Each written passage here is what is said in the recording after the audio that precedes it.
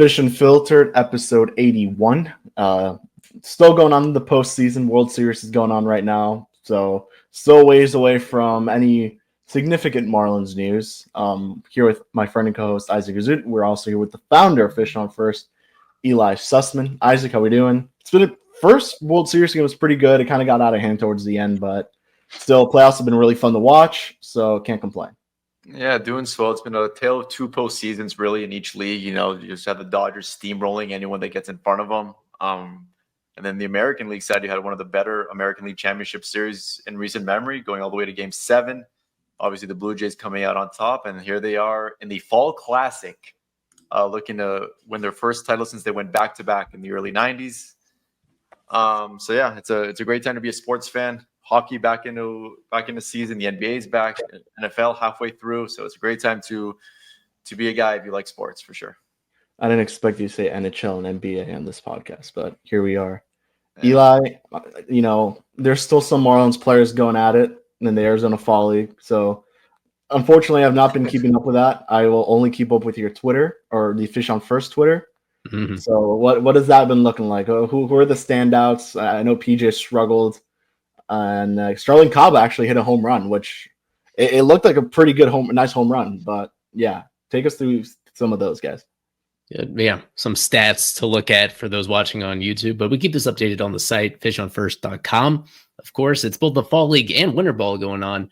I could get to Winter Ball in just a moment. For the Fall League, I'd say all things considered, Kaba would be the bright spot thus far when you consider everything. The fact that he spent this past year at low A, and it was a very mediocre year offensively for him. The pitching he's facing in the Fall League is tougher than the ones that he saw during the regular season, and yet it's going very well.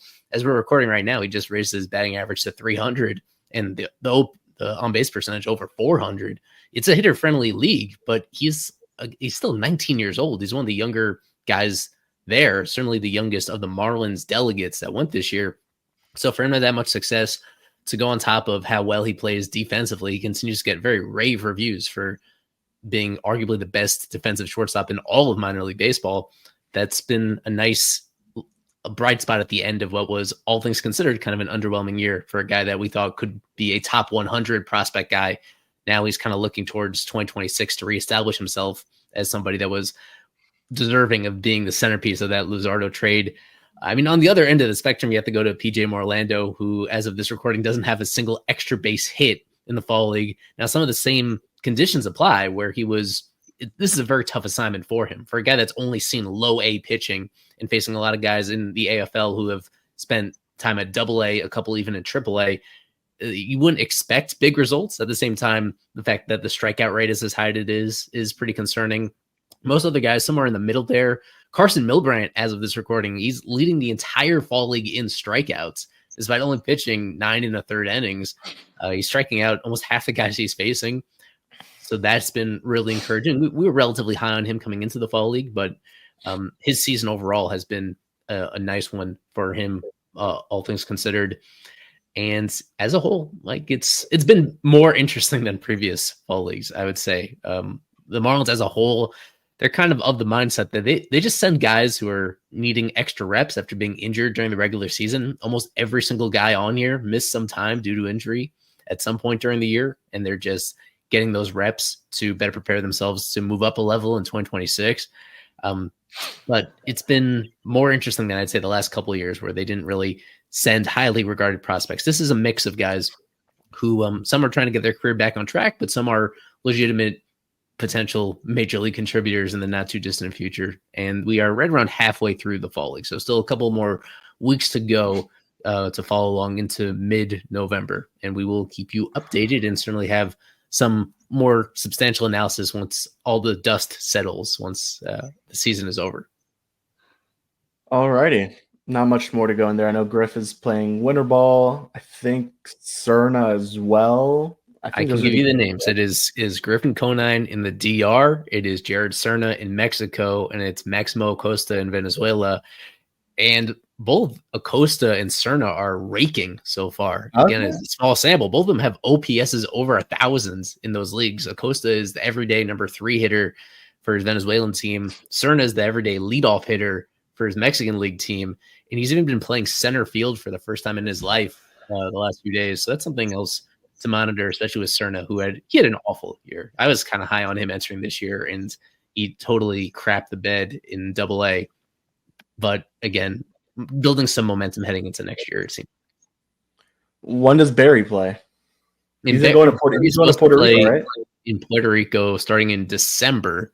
Okay. So that's still a while away. Where none of these guys are going to play a full length winter ball season. I don't imagine. So I think the guys starting now are going to take a break when it comes to mid-November or so, and then Jacob Berry, a guy that of course is taking his break now, but then he'll get back into it at the end of their winter ball regular season, heading into the winter ball playoffs. It seems like. Alrighty, we did this last year. We're gonna do it again. So last year, I don't know if you have the results of this from last year's, but it's called the opening day locks draft. As you can see, 6 rounds with the bonus round as the free agent that we think the Miami Marlins will sign. So obviously, Devin Williams, whatever, like all those relievers that are out there. If you really think the Marlins are going to get Pete Alonso, you could choose Pete Alonso. So if you think the Marlins are going to bring back Cal Quantrill, you could go with Cal Quantrill. But we did this with 4 people last year. Unfortunately, we were supposed to have someone. I'm not gonna say who was supposed to be on, but he flaked out at the last second. So it's only 3 of us. Eli, how should we determine the order? Or do you have a way to determine the order? I know last year it was how many different center fielders have been on opening day for the Marlins or whatever it was. So what are we doing this year, or should we just whatever? It doesn't matter the order. Of course it matters the order. Okay. I have once again come up with a trivia question leading into this that we'll decide it. I think this one is more fitting for an opening day roster draft, where my question is going to be from this past season, 2025, who was the opening day leadoff hitter? No, not leadoff hitter, cleanup hitter. Leadoff hitter would be too easy. Opening day cleanup hitter for the Marlins in 2025. Each of us are going to guess, and we each got to guess a different player. So I assume one of us is going to get it right, and they're going to pick first. And then whoever is like second furthest away in terms of the batting order spot, well, I guess we'll pick second, and whoever is the most off will pick third. We're going to try to remember the opening day cleanup hitter that the Marlins had in 2025. I will go last so that you guys are certain that I'm not cheating in any way. We could go with Kevin and then Isaac and then me. We each pick different players that we think were in the cleanup spot for the Marlins this past season, and that will determine the draft order. I'll go with Matt Mervis. Okay, Isaac, you can guess anybody aside from Mervis. I think it was him. So I know Stowers hit second. Jonah Bride, I think, was 5 or something. They started Jonah Bride against Paul Skeens in the cleanup. Okay. I don't think he was even in the lineup, but anyways. Oh, he was in the lineup. I was in attendance, unfortunately. I think he was in the lineup. I think he hit 5th. Unfortunately, it was an awesome game. My guess is going to be Griffin Conine on this.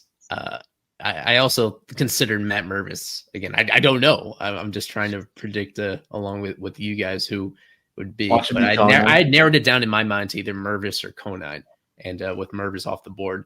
So now we'll do the big reveal together by pulling up this box score from March 27th, 2025 against the Pittsburgh Pirates. The Marlins did win that one in walk-off fashion by Kyle Stowers in the number 2 spot, but he was not the cleanup hitter. The cleanup hitter was Matt Mervis.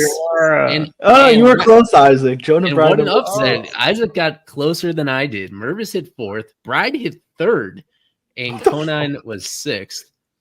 So that's pretty straightforward. I thought there might be a tiebreaker in here. I had Otto had come into my mind as well. Otto Lopez hit 5th. So we would have actually had like a tie between Isaac and I was Otto.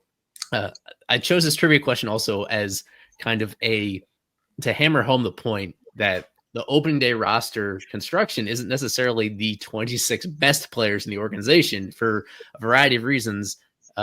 They make those decisions in terms of course, health is the biggest question. Who's actually going to be available to play on opening day? But these decisions don't simply come down to talent. It comes down to other miscellaneous factors. So guys like Bride, he was not even on the team a few weeks later. Mervis, he lasted an extra month before getting sent down to AAA, never returning. Some other guys that were involved here on the pitching side, those guys were released with the organization the entire year. So it Pauly depends. was sent down right after too. Yeah, Pauly was sent down very quickly. Right. And just for example, Tinoco got hurt. Soriano guys who weren't available at the start of last year include Connor Norby and Jesus Sanchez.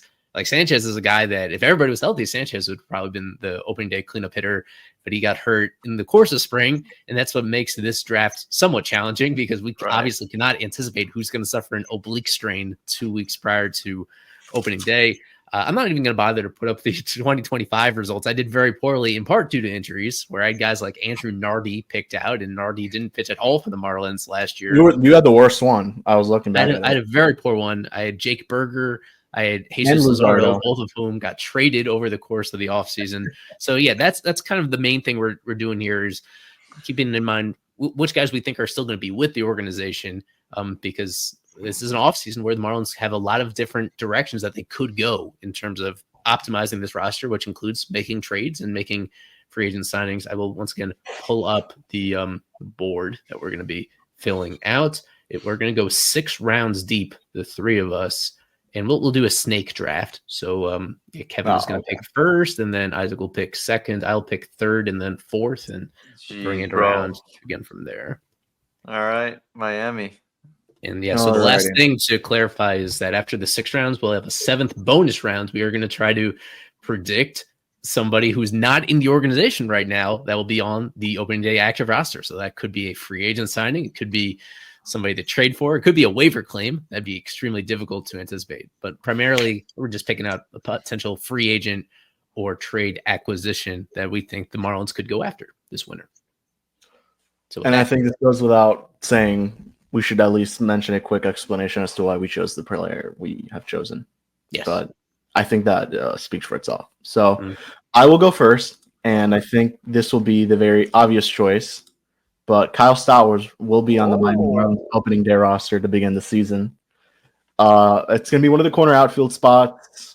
Awesome year last season. I mean, by far the best player on the team. I divided my board into certain categories, and he was in the 100% will be on the opening day roster lock. Now, again, this goes without saying. We all thought Jesus Luzardo and Jake Berger would be on the Marlins opening day roster, and injuries happen. So this is why we do it, though, because at the end of the day, you never know. Stowers could get hurt, knock on wood, a couple days before opening day, kind of like what happened in Norby, and he's not in there, and that's not a point for you. But assuming healthy, everything goes well, Stowers will be on the opening day roster. Not something we would have been saying a year ago. Right. There's 2 categories of guys in this draft process. One of which will for sure be on the team. It's just a matter of health, like Weathers was, I think, last year, and unfortunately he started the season in AL. And the other one is possible trade candidates. Are they going to be on the organization at all? And that's where Eli sort of got hurt with Berger and Luzardo last year. We didn't really think they would be, but I have to say this year there's a lot less of those guys that we think are going to be on the Major League roster that have a chance of getting traded. Maybe a little bit on the pitching side, but on the position player side, it should be pretty smooth sailing and safe picks going forward here. So, with the number 2 overall pick for the opening day draft, I'm going to go Joey. No, I'm just kidding. Jacob Marcy. He is most, of course, going to be on the opening day roster. He's going to be the starting center fielder if all goes well.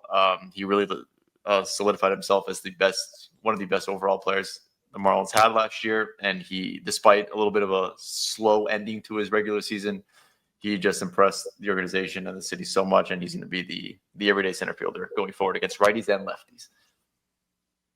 Okay. So I'm up. I'll pick twice here, the 3rd and the 4th overall pick. Okay.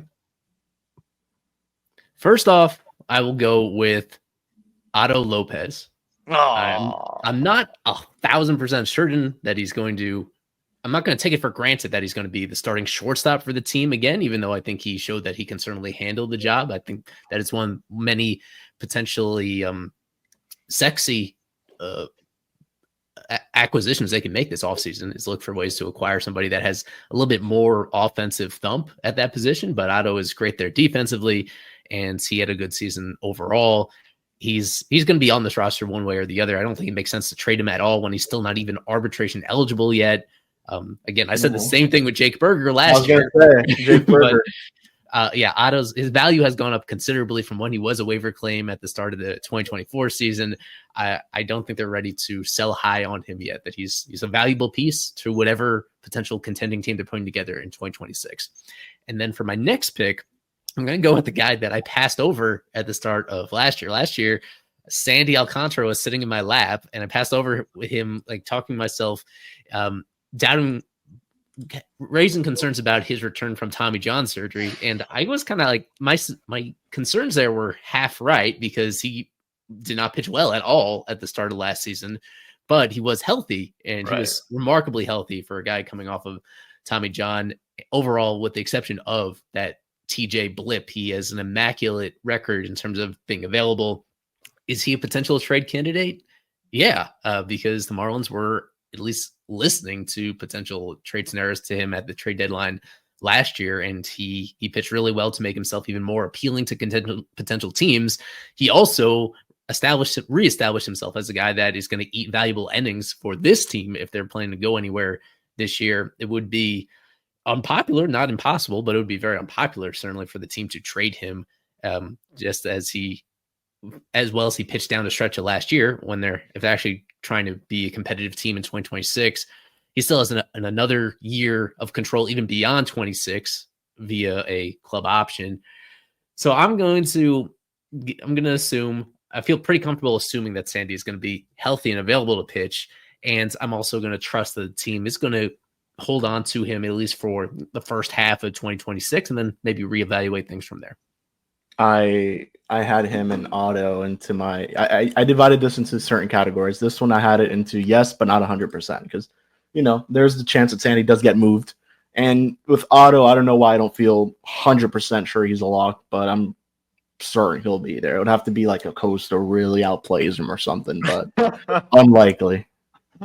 I was going to stay away from Sandy and Eddie from at least this high in the draft. So with that being said, the one pitcher I will go with, who is not a trade candidate, and it's only a health issue, is Yuri Perez. I expect him to really have a breakout season in 2026 after really an uneven year coming back from Tommy John surgery.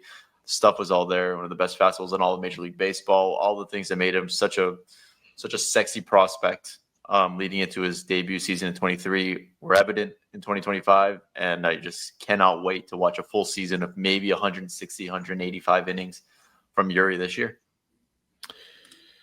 All right, well, I'll make this one quick. I'm going with 2 for 2, bro. There's no doubt. I'm 2 for 2. There's no. I'm going to go with Agustin Ramirez. He will most likely be behind the plate, unfortunately, to begin the season. If fans like it or not, he'll be there. Will he be a DH? I think he'll be a DH primarily. I think they will begin to realize that this is not going to work behind the plate. But that doesn't mean that the bat is awesome. And it was awesome throughout most of the year.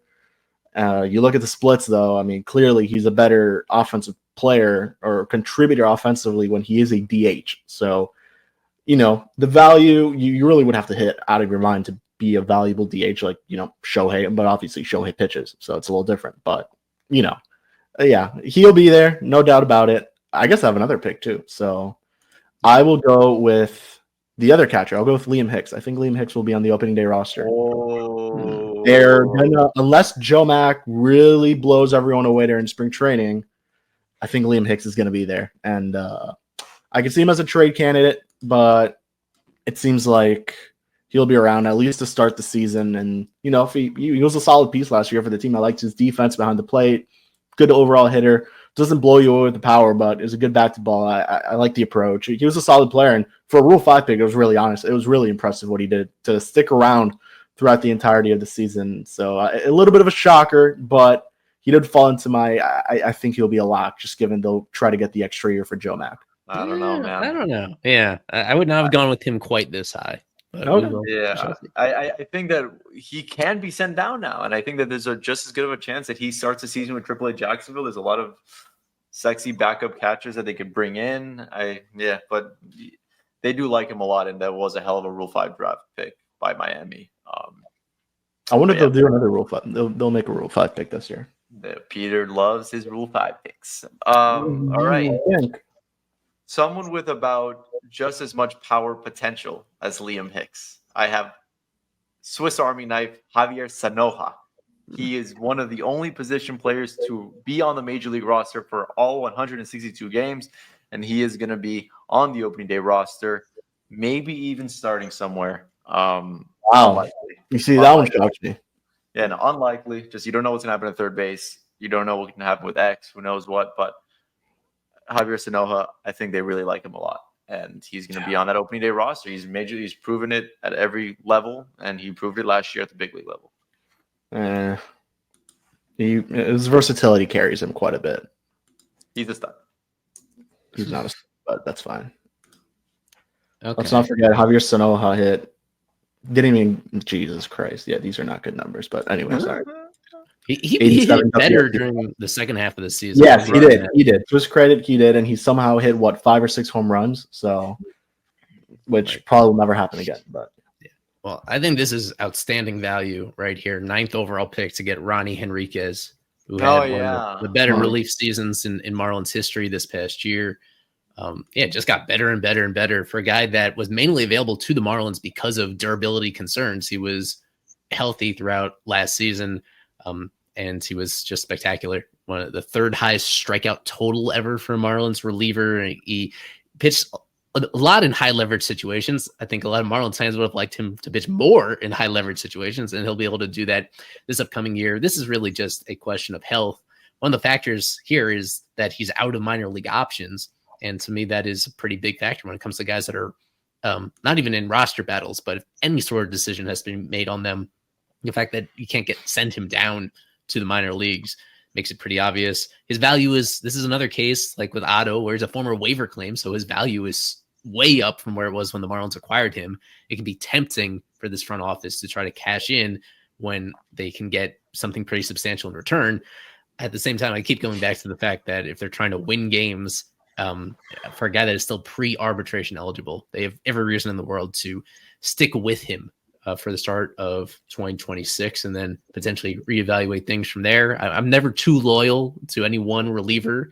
He was just outstanding. Really brilliant 2025 season for Ronnie. And then for my next pick, this will be starting the 4th round.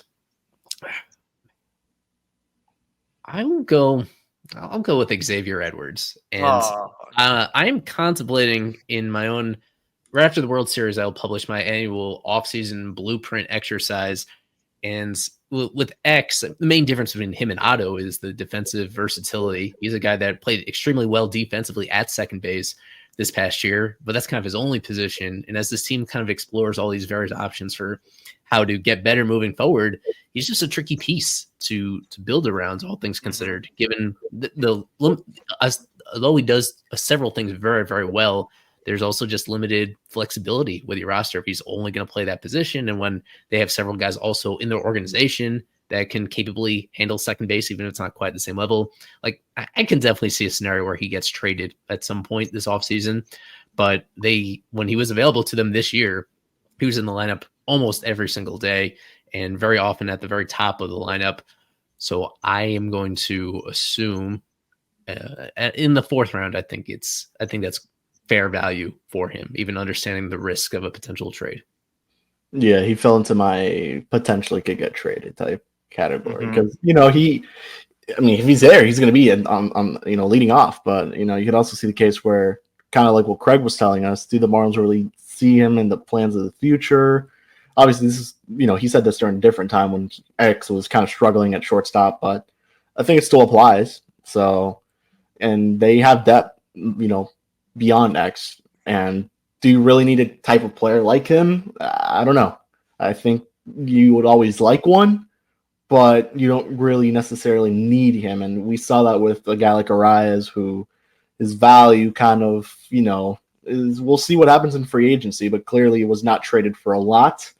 I guess, I don't know. It's a weird case because I think X falls into that Arias category where high batting average, on base guy, walks a lot, just doesn't have the power, and is actually pretty good defensively. So I guess who knows? I'll be curious if he's ever traded at X this offseason, what the value looks like, because it would be intriguing. With that said, this one is just a little bit of trade risk, but solely an injury factor with him, like it was last year. Ryan Weathers is going to be in the rotation. They don't have a lot of lefties. Assuming that everyone is kept, it's going to be Sandy, Eddie, Yuri, Weathers, and I have another guy who I'm hoping falls to me in the bullpen anyway. But Ryan Weathers, he has yet to prove that he can remain healthy throughout the full season. But when he has for the most part been on in his Marlins career. Besides since 2024, I should say. So yeah, like I said, if he's healthy, he's in the rotation. Alrighty. All right, I'll go with Jansen Junk as my first one. No minor league options. He's going to be in there somehow. And I guess at this point, I'm going to be the one to do it. I'll take Edward Cabrera with my next one. It's 5th round. At this point, you got to do it. So I think not traded. Clearly, he's going to be in the, at the top of that rotation or close to it. It'll be Sandy, Yuri Cabrera, or something along those lines. And he had an awesome year. Obviously, injury risk is there. He obviously had a little bit of an injury scare at the end of the season, which I think we thought would have been really bad, but thankfully was nothing. And he looked pretty good those final couple starts. One shaky one, and then he had the one against the Mets where he looked really good. So I think at this point, you got to do it. So I'll go with Junk and Cabrera here. Yeah, Junk would have been next up for me. As you noted, he's kind of the very prototypical number 5 starter entering the year, keeping the seat warm until any of the top-rated prospects are ready, and then he either moves to the bullpen or we'll see how he performs. But yeah, that's a good pick. Still need a first baseman, guys. We don't have to try to guess. No, we don't have to. I'm just joking. I was saying Wagon, it's on the board, guys. I feel pretty. I'm likely going to pick a first baseman in this draft. I'll tell you that. Okay. Well, this one worries me for a few reasons. One, injury. Two, the fact that he could have just an atrocious spring training and not make the team. But I think they like him. I think they liked what they saw. Griffin Conine is going to make his second opening day roster.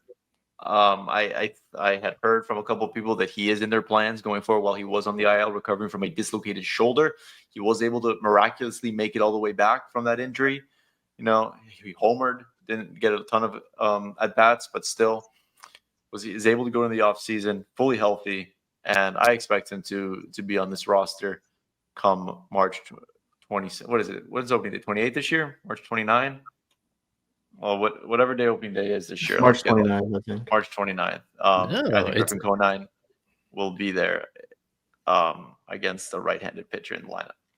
March 26th opening day. It's going to be the earliest opening day in Marlins history. Just to clarify that for people. Yeah, because they have opening day and then they have an off day and then it's the Saturday game. Yeah. Yeah. Only 5 months away. Okay. Oh, okay. I know. Okay. I know I'm going to pick with the first one for sure. This is Tyler Phillips territory. Another reliever who's out of options, who had an excellent year, especially when they acquired him, I was thinking of him as potential rotation depth, and that is something that could be on the table entering the season. Yeah, I don't see a scenario where he's not with the organization, and it's just a matter of health for somebody that in his career doesn't have a ton of injury concerns to worry about. He pitched extremely well the second half of the year. I don't know what role it's going to be in. I think he was a little bit, he did well, but I think it'd be asking a lot for him to be such a frequent option at the end of games, the way that he was in 2025. It worked out well. I think he's going to be on the team for sure. And the key here is that he's out of minor league options and has significant value. I think they're going to stick with him. He's an interesting change of pace from some of the other guys that I think will be in the bullpen, because he's not a strikeout guy. He is someone that pitches to contact, gets a ton of grounders, just a really complimentary piece. And this one may come across as pretty bold. I'm going to go with another reliever here in the 6th round, a guy that is not on the 40-man roster yet, but will be. I'm going with Josh White. I knew it. He kind of fits that same mold where he had an amazing season in AA and AAA, a sub-2 ERA, struck out like 40% of hitters he faced over the course of an entire season. He induces the goofiest looking swings out of anybody in this organization in any role at any level. He has this really over the top delivery that, at least in the upper minors, guys were totally helpless against. He is, in some respects, there's a bit of Trey Savage in him for people that are watching Trey Savage pitch in the World Series, where that delivery coming over the top, the way that pitches move from that release point is something that really confuses hitters that train for other release points. And I think he's going to be really effective right away. With other prospects, the Marlins are going to covet the extra service time if they could get it. I don't think that really applies to relievers. Like, if you're going to have a reliever that is in the big leagues for the next 6+ years, that is really unusual. And I think you're willing to live with him hitting free agency earlier if they actually have that kind of career in the first place. So with Josh White, I think he's going to be one of their top 8 relievers coming out of camp. He's proven all he could possibly prove in the upper minors. So I think he's going to be there on opening day, and he's going to be fun to watch. There's another Josh still on the board. That's right. Yeah. Are you going to do it, Isaac? Yeah, just to be clear, I do believe Fauché and Bender are trade candidates without a doubt. I agree. Yeah.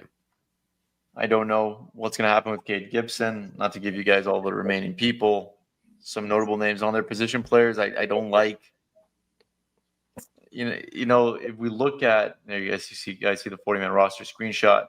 I like the idea of Roberto Hernandez in this spot, assuming that we are correct in Marcy, Stowers, and Conine roaming the outfield at Lone Depot Park. They're going to need some right-handed hitting, and Roberto Hernandez fits in well.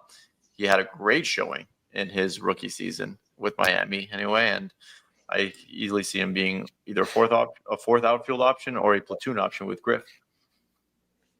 Yeah, that's a good one. With me, I think he's like a candidate that could have just an awful spring training, and that makes people realize that, man, his lack of contact is going to be something that he'll be in the mix no matter what. We'll see him in the big leagues, but he's a guy where I think can't bank on him repeating what he did last year. Right. But I think at least one of him or Conan will be there. Right. Sort of hedging my bet a bit. Yeah. Alrighty. So I guess I'm taking the free agent pick right after too. Mm-hmm. So, oof. You took my guy. I was probably gonna take Burt. I agree with your assessment of Bender and Fauché. Don't know about the rest of the relievers, to be honest with you. Like Bacher, probably not. I guess I'll do it. I'll go with Connor Norby. It's a 50-50 shot, but clearly, I mean, this is the guy they traded for. This was the main piece of the trade at the time. Not anymore. But if he wins the job, he's going to be their starting third baseman. And I mean, I would assume he's going to be somewhere there. So we'll go with him. As much as I would have loved to go with Pauly, who really grew on me towards the end of the year. I really enjoyed watching him. He was actually pretty good too. But clearly, they moved the better defensive player to first base, and they left the bad third baseman at third base defensively. So that says everything you need to know. And then free agent. Oh, boy. Well, I will go off. It doesn't have to be a free agent, but yeah, just somebody that's not currently in the Marlins organization. I will go with the free agent. Yeah. I mean, I'll do it. I'll go with Devin Williams. Unlikely that it happens, but clearly they've made it. It seems like this is the guy they're going to target. They like him. He had a really nice year he had a nice underlying year with the Yankees after a really bad start. Let's be clear about that. He allowed a lot of home runs. Clearly, the ballpark did not help him whatsoever. But he was good in the playoffs too. I think he threw 4 shutout innings in the playoffs and all that. So this is your guy. Like, this is the best guy, like in terms of like achievable like guys that you could acquire, because they're not going to get Edwin Diaz or Ranger Suarez, or I'm not Robert Suarez or whatever his name is. So this is like your tier 2 best option available out there. So I'll go with Devin Williams. We all got this category wrong regardless last year, and honestly, I'll get it wrong again this year if I had to guess. So because it'll be a random. Who'd you pick last year, if you remember? I think I took Eddie Rosario last year, or Ahmed Rosario. I'm sorry. Kevin chose. Yes, he did choose Ahmed Rosario. And That didn't happen. He stayed in. He did go to the NL East, but not the Marlins. Yeah, I picked Walker Buehler last year. Which That pick looks pretty good this year if you want it. Yeah, it'll be a little fun if they want it, but yeah, definitely.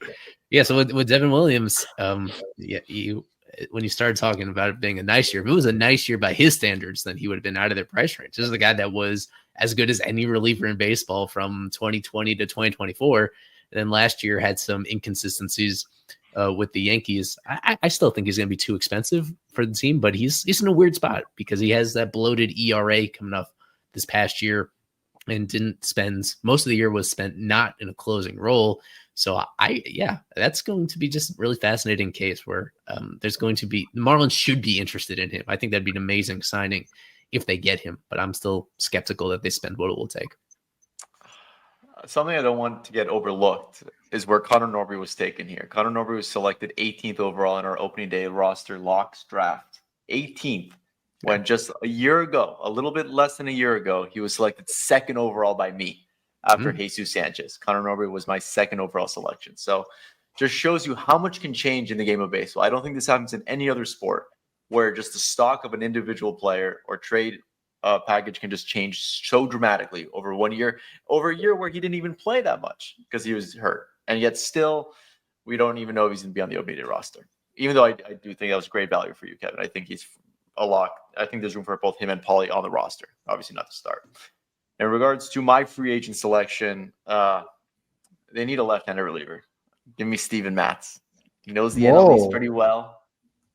He had a great year, a fantastic year, so he's being traded over to the Red Sox. And I think he can be within their price range. He's got to be what? He is 34 years old.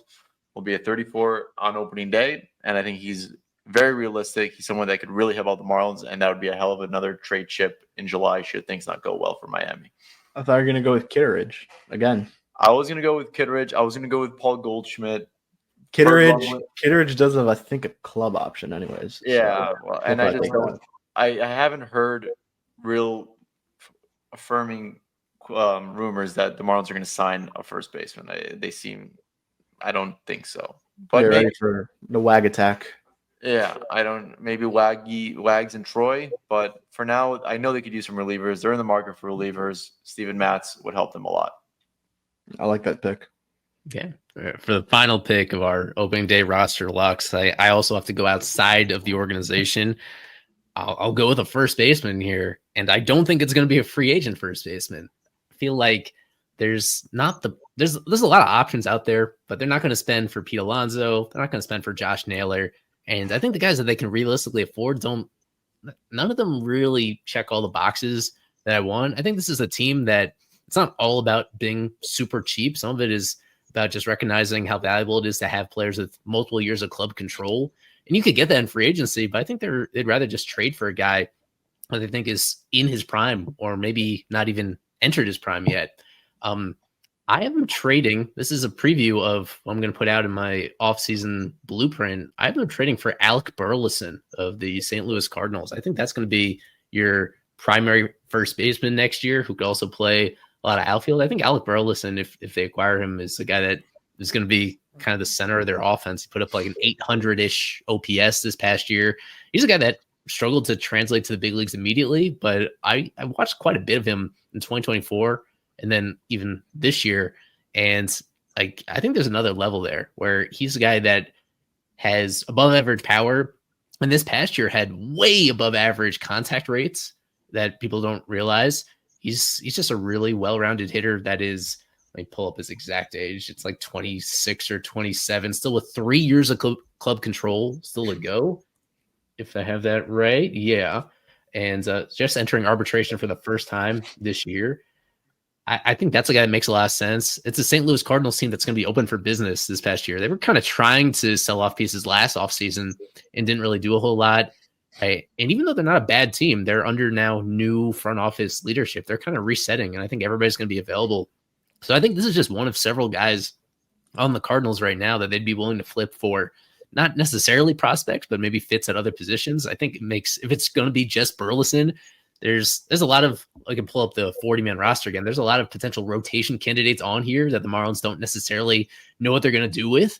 So without getting too deep on particular names, I think there's definitely trade scenarios out there where the Marlins flip a pre-arbitration starting pitcher as kind of the centerpiece for an Alec Burleson package. And they make Burleson one of the key pieces of their team for these next few years.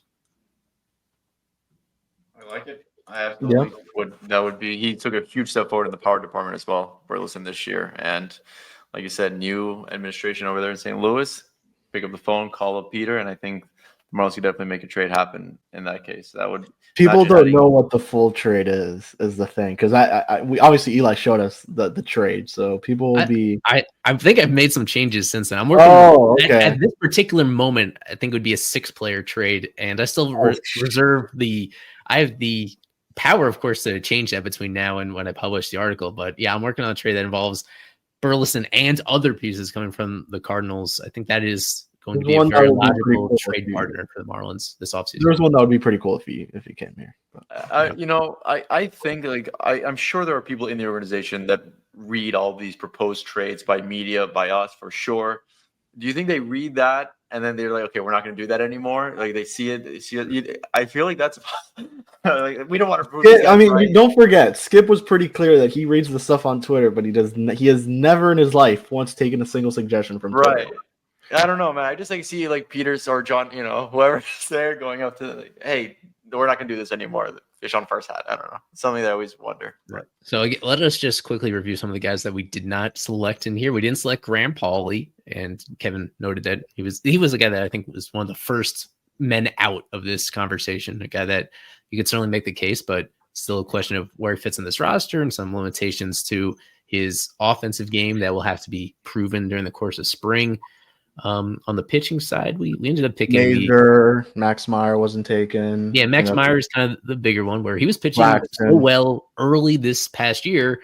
Then he's tried to pitch through with that hip injury and the numbers went down. He went on the IL, underwent surgery. He's going to be fully available. We didn't pick Braxton Garrett here. We'll be interested to see what they do with him. Both him and kind of Andrew Nardi are kind of in that same bucket where they've been good big leaguers in the not too distant past, but missed this entire past year due to injuries that they had. And other than that, on the prospect side, we didn't pick Joe Mack. We didn't pick Robbie Snelling. At least in my opinion, both of those guys, I expect that they're going to be held down for service time considerations. Between the two, I feel like Snelling actually has the better chance of cracking at a camp just because he's already fully stretched out as a starting pitcher. And then, with Mack, I think that's a guy where they hold him in such high regard for their team long-term that they want to get as many years of control as possible. And it gives them an opportunity to try the Gus catching experiment for at least a little bit longer at the beginning of the year. Outside from that, we picked most of the guys that by the end of the year had big roles with the team. So on the reliever side, we omitted some of the guys that are the more likely trade candidates, and Bender and Fauché. And no Josh Simpson. Despite his strong finish to the season the last couple of weeks of the year. Yeah, I think he's going to be on the opening day roster. I just couldn't do it. But I do think you can't do that. No, I guess a bigger snub would be Cade Gibson, where Cade had a very good year kind of out of nowhere. We'll see where some of the underlying numbers on him are less encouraging than the bottom line run prevention. But he stepped up when they really had no other trusted lefties to speak of last year. Yeah, he kind of fell into like that category of like, most likely, but if they do sign a lefty, you'll have to see what they end up doing, right? So I think he's a guy because he did show some inconsistencies at times. So he had a good year. I mean, compared to what we expected, a guy who wasn't even at spring training at the big league set at least. So, a lot of credit to him, but I think he's gonna have to come in here and earn that bullpen spot because you would hope that they're going to have multiple lefties, not just one, because they burnt Anthony Veneziano to the ground, and they did the same with Gibson. Let's not get that wrong. So, yes, you would hope multiple lefties finish the year on the Marlins, start the year in the Marlins bullpen. I think he'll be one that ends up making it, but I don't think it's as 100% as some of the folks here on our list. No Joey Weimer, no Eric Wagaman, no Shocker. Braxton Garrett. No Andrew Nardi, who we have not heard much regarding his rehab. No Gusto, no Dane Myers. No Tinoco as well. So it's going to to be no Brian Navarreto either. But shocker. I actually made a list of guys who I think will be DFA'd, but I don't think we should read that one on here. We'll do that for our next episode. Yeah, well, by the next episode, we should finally have some roster moves to react to after the World Series. They have to do something in terms of bringing guys back from the 60-day IL. They have to make at least 6 roster moves in the aftermath of the World Series, and we'll have the coverage of those. I try to predict those each year, and I'm never completely right. So there's usually some surprises there of somebody that performed decently, but the team just doesn't believe in moving forward. So that activity will be coming hopefully within the next week or so. Alrighty. So I think we'll wrap it up there. There's not much more to go into. We'll be back in 2 weeks. By that point, as Eli noted, we should have quite a bit of roster moves to talk about. And kind of previewing, I guess, the winter meetings a little bit, because this would be in November already. Isaac and I will be there, hopefully. So yeah, we'll wrap it up here from Eli, Isaac, myself. We'll see you guys all in 2 weeks. And as always, peace out and go fish.